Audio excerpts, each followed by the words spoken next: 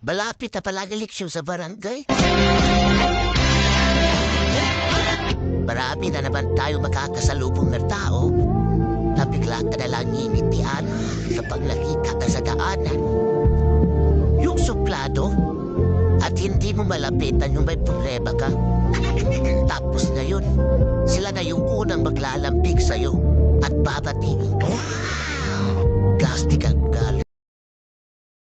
Tatakbo ka ulit ng pagkakapitan at konsehal ng barangay nyo.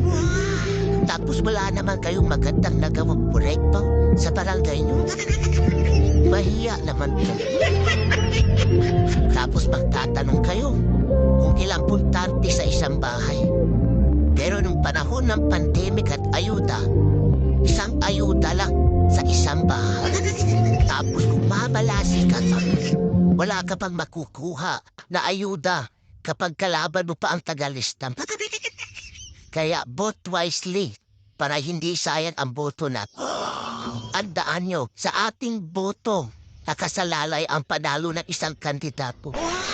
Kung may magtatang kasi magbigay ng pera, sabihin mo, minimum 1,000.